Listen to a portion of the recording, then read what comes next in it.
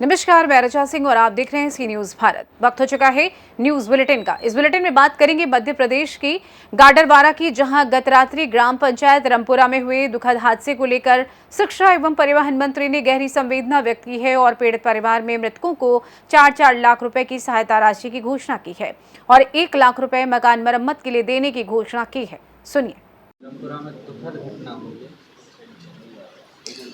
कल मध्यरात्रि में रामपुरा ग्राम में बहुत ही एक दुखद संयोग रहा कि मकान गिरने से उसमें सो रहे 6 से 7 लोग उसमें मकान के मलबे में दब गए थे। प्रशासन सजग था, ग्रामवासियों ने त्वरित वहाँ पर जाकर उस मकान में से लोगों को निकालने का काम किया, लेकिन दुर्भाग्यजनक रूप से एक 6 साल की बिटिया और एक 27 साल का बालक, 2 उनकी दुखद निधन हुआ है।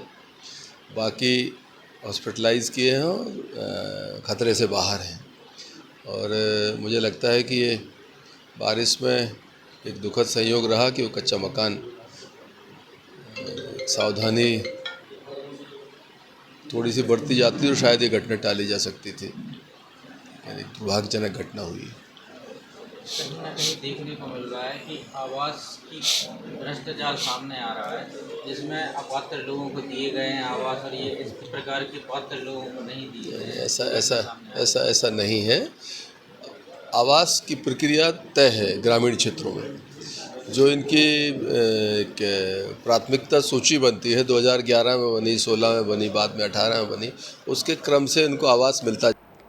गाडरवारा से सी न्यूज संवाददाता दीप तिवारी की रिपोर्ट। खबर मध्य प्रदेश के इंदौर से है, जहां भूमाफिया के हौसले बुलंद हैं। दबंगों ने बिना किसी अनुमति के शासकीय भूमि अपने नाम करवा ली है। बता दें, मामला तेजाजी नगर थाना क्षेत्र का है, जहां भूमाफिया और भ्रष्ट अधिकारी की मिली भगत से ग्राम उमरीखेड़ा की शासकीय भूमि की जमीन को चमेली देवी के मालिक ने अपने नाम करवा रखी है। भूमाफिया के इतने हौसले बुलंद हैं कि शासकीय भूमि को डकार गए हैं, तो वहीं गरीब चमेली देवी कॉलेज के मालिक के चक्कर लगा रहे हैं। ऐसे में ये शासकीय भूमि चमेली देवी कॉलेज के मालिक के नाम कैसे हुई, ये जांच का विषय है। दादा, क्या घटना हो गई है आपके साथ? मेरे साथ में घटना ये हुई कि उमरी खेड़ा जो है, वहाँ पे एक सरकारी रकबा था 95 नंबर, कसा नंबर 95 था। उस पर मैं कई वर्षों से खेती कर रहा था, जिसके फ़ोटो भी मेरे पास है।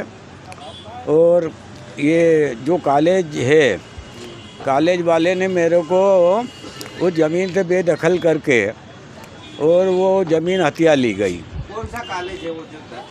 ये चमेली कॉलेज, चमेली देवी कॉलेज, इसके पीछे मैं वर्षों से खेती कर रहा था। चमेली देवी कौन सा रोड पर है ये खंडवा रोड पे। तो इनने क्या करा कि वो 95 नंबर सरकारी पे किसी के नाम पट्टा बना के वो ज़मीन हथिया ली मेरे से, और मेरे को कह दिया कि तुम्हारे मैं पट्टा बनवा दूँगा, दूसरी जगह का ये कर दूँगा। बोर लगाया था मैंने, उस पर बोर भी अंदर कर लिया। और ये मेरी घटना हुई और मेरे को आज तक कुछ करके नहीं दिया इनने। मतलब क्या चाहते थे आप? क्या पेमेंट देना चाह रहे थे या उनको ज़मीन देना चाह रहे थे, या भूमि को जो सरकारी थी? हाँ यार, सरकारी भूमि थी। हाँ। पर अब कैसे किसका नाम पट्टा बनवाया, किससे रजिस्ट्री करवा ली और मेरे को भी दखल कर दिया। इंदौर से सी न्यूज संवाददाता संतोष मालवीय की रिपोर्ट। अगली खबर पाकुड़ से है, जहां अनुमंडल पुलिस पदाधिकारी दयानंद आजाद की अध्यक्षता में मासिक अपराध गोष्ठी आयोजित की गई। इस बैठक में अनुमंडल अंतर्गत सभी पुलिस निरीक्षक, थाना प्रभारी और ओपी प्रभारी उपस्थित रहे। एसडीपीओ दयानंद आजाद ने सभी पुलिस अधिकारियों को कई दिशा निर्देश दिए और लंबित मामलों का जल्द से जल्द निपटारा करने का आदेश दिया। इसके अलावा वारंटी और कुर्की आदेशों को निष्पादित करने के लिए भी कहा गया। बता दें कि आगामी विधानसभा चुनाव को ध्यान में रखते हुए विभिन्न दिशा निर्देश दिए गए। वहीं दयानंद आजाद ने अवैध कारोबार में संलिप्त व्यक्तियों के खिलाफ कड़ी कार्रवाई करने का निर्देश दिया है। उन्होंने अपराधियों, अवैध नशा कारोबारी, ड्रग्स, गांजा और जुआ लॉटरी संचालकों को चिन्हित कर कार्रवाई सुनिश्चित करने पर जोर दिया।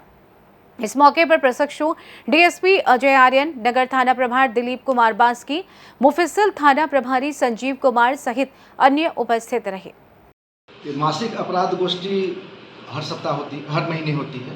और उसमें हम लोग मुख्यतः जिस पूरे पिछले महीने जितने केस हुए हैं ऐसा नानेसा, उसके विषय में चर्चा करते हैं कि उसका डिस्पोजल कैसे होगा, उसमें एक्शन कैसे होगा, उसमें गिरफ्तारी कैसे होगी। इसके अलावा हम लोग क्षेत्र में चौकीदार के माध्यम से थाना प्रभारी को ये निर्देश देते हैं कि अपने चौकीदार के माध्यम से लगातार संपर्क में रहे, ताकि किसी भी तरह का छोटा बड़ा विवाद जो जाति धर्म से संबंधित हो, अगर उसके विषय में पता चले तुरंत उसको संज्ञान में लेकर के और उस पर त्वरित कार्रवाई करके उसका निष्पादन गांव स्तर पर ही करवा दें। और इसके अलावा अपराध नियंत्रण के विषय में चर्चा करते हैं कि थाने में, शहर में अपराध नियंत्रण कैसे करें। पाकुड़ से सी न्यूज संवाददाता पंकज भगत की रिपोर्ट। बुलेटिन के अंत में खबर यूपी के जनपद संभल से है, जहां हायतनगर थाना क्षेत्र के ग्राम रसूलपुर निवासी जरीसा नामक विधवा महिला ने मुरादाबाद महिला उप महानिरीक्षक कार्यालय में पहुंचकर न्याय की गुहार लगाई है।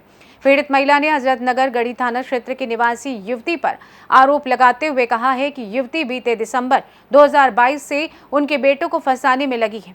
बीते वर्ष उसकी झूठी शिकायत पर उसका बेटा जेल भी काट चुका है।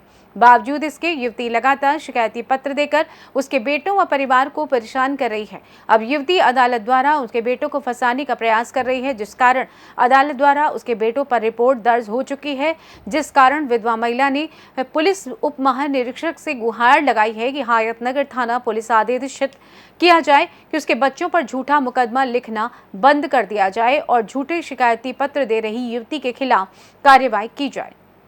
संभल से सी न्यूज संवाददाता वसीम की रिपोर्ट। न्यूज बुलेटिन में बस इतना ही। देश दुनिया की तमाम खबरों की जानकारी के लिए आप देखते रहिए सी न्यूज भारत। हर खबर आपके साथ, आपके हाथ।